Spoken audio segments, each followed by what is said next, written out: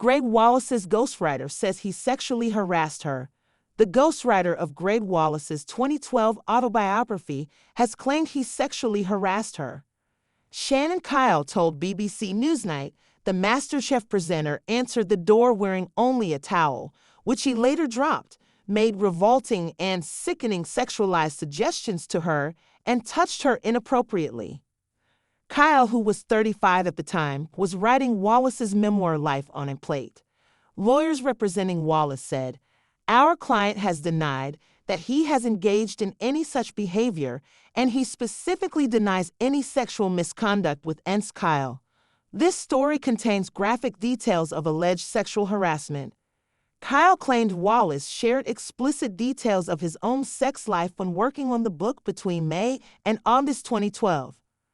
The now 47-year-old also alleges Wallace inappropriately touched her thigh when she was sitting in the passenger seat of his sports car, and felt her bottom after he appeared at the Good Food Show in Birmingham.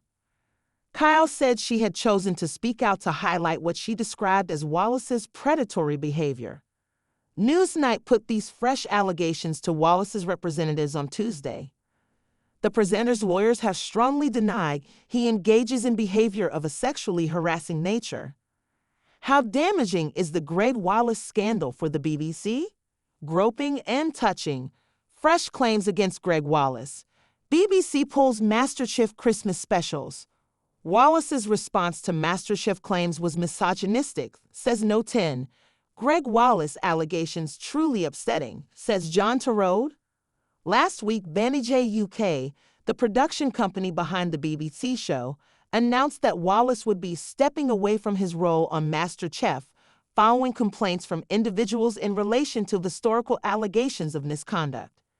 It followed a BBC News investigation which heard from 13 people, spanning a range of ages across 5 different programs, who made allegations about inappropriate sexual comments. Other women have since come forward with further claims against the TV host. Banijay UK has announced an immediate external review to fully and impartially investigate, and said that Wallace was committed to fully cooperating throughout the process. Just go and get dressed. When beginning work with Wallace on the book, Kyle said, "The first interview we did was pretty straightforward, and then we agreed to meet whenever he was available." Kyle, who has written numerous books, alleges that on the second or third interview, which had taken place in his own restaurant around 8 a.m. to account for Wallace's very busy schedule filming, he started to talk about his love life.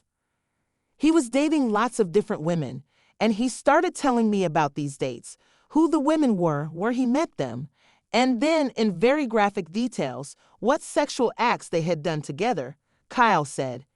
He talked about spanking a lot. He also talked about one of his girlfriends on all fours in front of a mirror. He talked in incredibly sexual detail, which at the time it was just so shocking because it was completely unnecessary from the book. On one occasion, she said a meeting was arranged at Wallace's flat, and he opened the door completely naked, except for a towel around his waist. Wallace, she claims, said he had just got back from the gym and had a shower and said it would be okay for her to go into the living room. Kyle said she asked Wallace, "Look, can you just go and get dressed?" She said that she sat on the sofa while waiting for him.